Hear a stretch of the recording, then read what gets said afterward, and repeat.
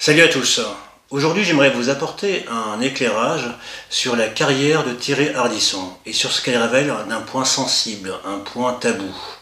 Comment le lobby israélien tente d'exercer son contrôle sur deux choses. Premièrement, le divertissement audiovisuel et deuxièmement, le monde de la nuit, et notamment la nuit parisienne. La semaine dernière, à l'annonce de la mort de Thierry Ardisson, donc le lundi 14 juillet, j'avais remarqué deux hommages qui sortaient du lot. Premier hommage, celui de Gilles William Godnadel, un suppôt d'Israël, un propagandiste ultrasioniste, un ami très proche de Benjamin Netanyahou. Le fait que Godnadel rende un hommage appuyé à Thierry Ardisson signifie clairement que Ardisson était totalement soumis au lobby israélien. Et d'ailleurs, ça s'est révélé par son dernier coup d'éclat. Lorsque Ardisson, pris par l'émotion, avait comparé Gaza et Auschwitz, dès le lendemain, il a écrit une lettre d'excuse publique transmise à l'AFP et écrite à destination de Gilles William Godnadel pour s'excuser auprès de la communauté juive pour avoir, entre guillemets, osé comparer Gaza et Auschwitz. C'est là, malheureusement, la dernière expression publique de Thierry Ardisson. Une expression assez minable pour un homme qui prétendait prôner tout au long de sa carrière la transgression, la rébellion. Deuxième hommage qui fut éloquent, c'est celui de Sébastien Chenu, un député RN, fondateur du groupe Gay Lib, donc c'est un groupe d'hommes de droite qui ont fait leur coming out. Et Sébastien Chenu dit ceci dans son tweet: « Cher Thierry, nous nous étions connus lors de ces longues nuits dans lesquelles tu t'épanouissais. » Et il y a une allusion à un mystérieux Gérald N. Alors déjà, Chenu, entre parenthèses, c'est un militant ultra-sioniste. Il est pire que Marine Le Pen et Jordan Bardella, c'est dire. Il a commencé sa carrière politique il y a environ 20 ans sous Nicole Gage, qui deviendra plus tard présidente de la Fondation France-Israël. Il a travaillé ensuite pour Franck Meloul, alors patron de France 24, qui est devenu depuis le patron de la chaîne israélienne I24 News. Bref, Chenu, depuis environ 20 ans, est un compagnon de route du lobby israélien. L'allusion de Chenu renvoie à un certain Gérald Nanty, un pseudo-roi des nuits parisiennes. Concrètement, ce fut un gérant de discothèque. Et ce Gérald Nanty, qui était donc très ami avec Thierry Ardisson, avait plusieurs particularités. Premièrement, c'est le fondateur du premier backroom en France. Un backroom, pour aller vite, c'est un endroit souterrain, sous un club, sous une discothèque, dans lequel des hommes se retrouvaient pour faire l'amour, collectivement. Nanty a fondé le Bronx au début des années 70, qui fut donc le premier backroom. Et plus tard, il fondera un autre backroom qui s'appellera Le Trap, dans les années 80, côté de Saint-Germain-des-Prés. Et la particularité de Nanty, qui est mort en 2010 et qui connaissait Ardisson depuis plusieurs décennies, la particularité de Nanty, c'est que, outre le fait d'avoir été un des principaux fondateurs de discothèques, de clubs gays avec des backrooms, Nanty avait été financé pour ce faire par un écrivain pédo, dénommé Roger Perfit. Un certain Roger Perfit que Thierry Ardisson, au début de sa carrière, avait promu dans un journal dénommé Scoopy, qui lui avait consacré un portrait favorable et élogieux.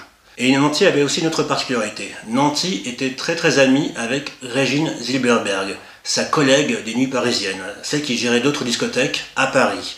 Et Régine Zilberberg, comme je vous l'avais déjà expliqué sur Panamza, était une agente des services israéliens. Elle est morte en 2022. À ses funérailles, il y avait Cyril Hanouna et Mimi Marchand. Et Régine avait été décorée par Shimon Peres en 1986 pour de mystérieux services rendus à Israël. En clair, Régine, dont les boîtes ont été financées par Edmond et Guy de Rothschild, était placée là pour surveiller l'élite parisienne, pour surveiller les mœurs parisiennes, pour en gros savoir qui faisait quoi avec qui, et pour ensuite pouvoir exercer éventuellement un chantage. D'une certaine manière, l'affaire Epstein, c'est l'autre versant américain de cette même opération israélienne. Surveiller, contrôler les mœurs de l'élite afin de mieux les tenir. Et dans son ouvrage autobiographique, Galia Salimo, une célèbre figure trans de la nuit parisienne, révèle que le backroom de Nanty était interdit aux femmes, sauf une qui pouvait y avoir accès, Régine. Autrement dit, Nanty et Régine collaboraient dans le monde de la nuit pour contrôler, surveiller l'élite parisienne, notamment l'élite qui s'adonnait à ce genre de pratiques. Et bien sûr, ensuite transmettre ces informations à des personnes, soit dans la police française, soit à des services secrets étrangers, comme c'est le cas de Régine avec Israël. En clair, Nanty connaissait bien les secrets intimes d'Ardisson, un homme qui a toujours confessé avoir été longtemps addict à la nuit, avoir fait tous les clubs et discothèques possibles, avoir même commencé en arrivant à Paris dans sa boîte l'Alcazar, une boîte qui était connue à l'époque pour ses travestis et ses prostituées masculins. En clair, Nanty connaissait les secrets intimes de la vie nocturne d'Ardisson, un homme dont tout l'entourage reconnaissait qu'il était libertin. C'est là que ça devient intéressant par rapport au lobby israélien. Le lobby israélien, en connaissant les mœurs des personnalités influentes de la vie politique ou culturelle française, pouvait mieux les contrôler. Et ceci peut expliquer aussi pourquoi Ardisson était, notamment à la fin de sa vie, un compagnon de route du lobby israélien. Il a souvent invité BHL, il a donné un poste de chroniqueur dans son émission Salut les terriens à Godnadel. Bref, il a été jusqu'au bout, au point d'ailleurs de participer à la marche contre l'antisémitisme, en fait une marche pour Israël, qui fut organisée le 12 novembre 2023 à Paris.